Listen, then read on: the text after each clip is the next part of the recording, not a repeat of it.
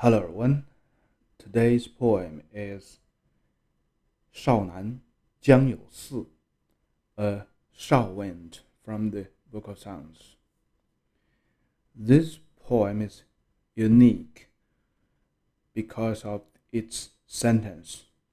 Most of the poems in Book of Songs, it was composed of 4 characters, a sentence. And some poems has a little more characters in a sentence, and in some very few cases or some few places, some poems has 3 characters a sentence. But that's a very, very rare situation. In this poem, the sentences basically is of 3 characters, but the last sentence, which was 4 characters. So at the first glance, when we look at this poem, it's so unique. 3 characters, 3 characters, 3 characters. And as we all know that the involve of the classic Chinese poetry is from few characters a sentence to more characters in a sentence, and we can see some of the 3 characters very, very ancient poems in Sanfen. That's something at least 4,000 years before us, but actually nobody know what exactly the time those poems was written. And the poems in the Zhou dynasty, or in other words, the poems in the Book of Songs, is mainly of 4 characters. And later on in the Han dynasty, sometimes 2,000 years before us, the mainstream is 5 characters. And later on, some 100 years past, around some 1,500 years before us, the 7 characters a sentence becomes the mainstream. So basically, that's the history of the classic Chinese poetry. So even as a Zhou people, let's just imagine we are a Zhou people right now, and we are reading this poem. And this poem looks unique because this is the classic for the Zhou people, right? Because of the 3 characters a word. 3 characters a sentence. This poem used to be taken as a women complaining poem, a woman complaining to her husband or complain to somebody.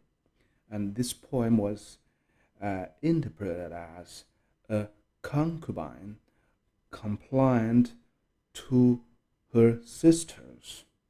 Her sisters was the wife, was the legal wife, and she herself was the concubine. But when the wedding or the marriage was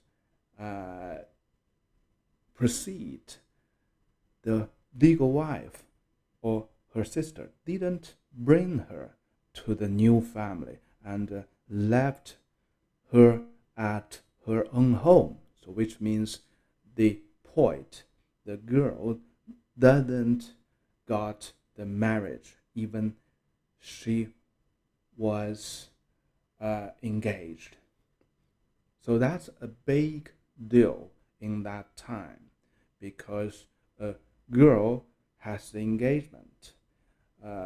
She was proposed by a marriage, but finally she didn't make it, and that means she has no home. So we have this idea explained many times. So in the ancient time, the home is the destination of a person for a man. The husband home was the ultimate destination, the home for a girl. If the girl doesn't get married, which means she was in a status of nowhere, that's a very, very bad end. That's a very, very bad life for a girl. Anyhow, the traditional explanation to this poem doesn't explain this poem well. And through a very detailed further study of this poem and the characters, I do believe this poem has nothing to do with a marriage with a girl. It's between two men. Let's go through the sentence first, and then let's try to dig out what this poem was about. First paragraph. 将有四之子归，不我已. The Yangtze River has a something so-called as 四, and the son was going back home, but he or she didn't take me with her. So far, we don't know the subject was a male or a female. So let me take it as a male first. Okay, the second pair of sentence. 不我已，其后也悔. He didn't take me with him. For sure, sometimes later, he would be regretful. So on the surface, the wordings is very, very simple. But why the traditional explanation take it as a women complaining poem? Why they think the subject is a female? Because the word 之子, 之 means someone away from home. 子, the son, the daughter. Though the son and the daughter both could be called as 子. So 之子 means someone away from home. Could be a male, could be a female. And we have a very, very famous sentence. 之子于归. So everybody know it. That means a married girl, a wife, because it used the conflict situation and the wordings to express the marriage. So for a girl, when he away from her father's home, she was so-called as 之子 because she was away from her father's home. 于归, she was at her own home. So her own home is her husband's home. So 之子于归, the full character finally expressed a girl got married. She was in her husband's home. For her father, she was a girl away from the home. But her real home was her husband's home. So that was so-called as 于归. She was at her own home. So that there is a little difference from this poem. This poem was of no character 于. So the sentence or the mood, the feeling has a little difference. It's just like in the modern language, the son away from home finally go his home. So what does it mean? First thing first, the death is also a destination. It also could be called as 归. So this three characters, 之子归 gives us the feeling it's more like referring to the death. The death is another world, another home for a human. A human, when he was alive, his home was the destination, was the home. When he passed away, he also has a home, but that's another home. And both of them was home, the home for the lifetime, the home for the afterlife. And both of them could be called as 归 in classic Chinese. And also the first sentence, 江有寺. In the surface, the character 寺 refers a river named as 寺. But we know the tricks in the Book of Songs, they like to use the double referring. So today, we are not quite sure which river this 寺 was referring. It's a river, a branch river of the Yangtze River somewhere. And also, this character indicates something of end because of the right part of the radicals. The right part also was read as 死. It means something ended. For a human, someone died. So 江有寺之子归, if we are a Zhou people, it gives us a very, very strong feeling. Someone died. The son away from home. He has something to do far, far away from home, but finally he died. So the next sentence is quite easy to understand. He didn't take me with him. He died. He didn't take me with him, which means I'm still alive, right? We go a totally different path. He passed away to another world. I'm still in this world. And that guy, that son would be grateful because he didn't bring me with him to another world. So that's so strange, right? For a Chinese in that time, it's quite normal. So as a lord, when he passed away, he would try to bring everything with him to the cemetery, to his tomb. Not only his wealth, the food, his clothes,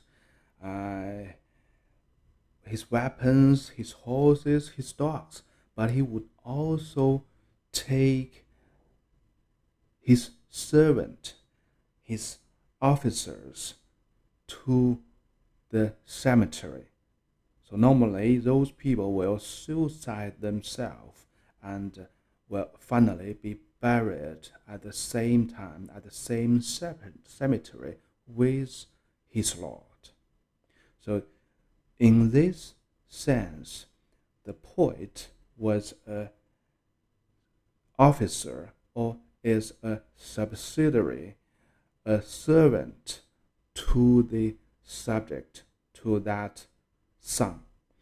The son in ancient time normally means a lord, not like today as a son, a daughter. In that time, anybody could be called as 子, a son. That means he is the lord, or he may be the king. So here, the first paragraph tells us a very, very sad story. The Lord has passed away somewhere along the Yangtze River, or not far away from the Yangtze River, at the branch of the Yangtze River. That Lord, that king passed away.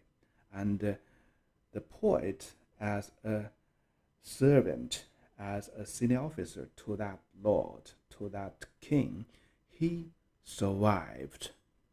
And he wrote this poem. he said, "You don't bring me with you. You will feel so grateful later on." But actually, the poet was expressing his sadness and his sorrows. He felt so sad and sorrow because he didn't fulfill his duty to suicide himself, to go with the Lord. But in the surface, he said, "My Lord will feel very regretful." So that's the very typical expression, the way of expression of the Chinese, and which lasts to the tongue poetry. So a lot of times in the tongue poetry, you will see when the poet was writing about her friends, his friends, or his someone he beloved, he always tried to write from the angle of his friends or his beloved in that poem, and try to write something on behalf of his beloved, of his friends. So you can see this writing technique starts at least from this poem. The poet was trying to write on behalf of the dead Lord about his feelings, about his regrets. The second paragraph is basically identical to the first one. Let's have a look. 江有主，之子归，不我与。The Yangtze River has a pond, has a branch river, so called as 主, and that son is away from home, and finally he died, he passed away. But we are not together. 不我与, we are not together. He didn't take me together. Okay, the second pair of sentence. 不我与，其后也处. He didn't take me together, and finally, later on, he will rest in peace. So this is the second indication or implication that the subject, the son, has passed away. 其后也处. He will stay there in peace. Okay, the third paragraph. 江有驼，之子归，不我过. The Yangtze River has a branch river so called as 驼, and that son was away from home, and finally he went to his destination. He died, and he never visited me. He didn't pay a visit to me. Okay, the next pair of sentences. 不我过，其啸也歌. He didn't pay a visit to me, and thus I just sing a song with respect, with sadness, with sorrow. The third paragraph, especially the last sentence, 其啸也歌, actually is talking about poet himself. The very depressed feeling aroused through the first and second paragraph finally burst out. He cannot bear this sad feeling anymore. His Lord left him and didn't pay a visit to him, which means the ghost of the Lord didn't come back to the poet and tell him something. So that's a very, very strong and believing of the ancient Chinese. When a people died, the ghost is the spirits, and the ghost can communicate with the people who still alive, normally in the dream. So in the third paragraph, 不我过, the dead Lord, didn't pay a visit to me. It refers his ghost didn't come to my dream. And this further deepened the sad feeling of the poet. And finally, he sang the song with sorrow, with sadness, with respect. The character Xiao today means to sing a song with a very high pitch, with a clear voice, and with a shrimp, the lips shrinked. So that's the explanation for the day. But if we look into the ancient character, it means with respect, especially in the sacrifice to the ancestors. So 其啸也歌, it means he's singing an elegy to comfort, to please the ghost. It's really hard to imagine the ancient Chinese would follow their passed away lord to death. So this was so-called as 殉人. The human sacrifice still occurred some hundreds years before in Japan. So that might have the same root from this poem. In China, the first emperor in the Qin dynasty, he fundamentally changed this social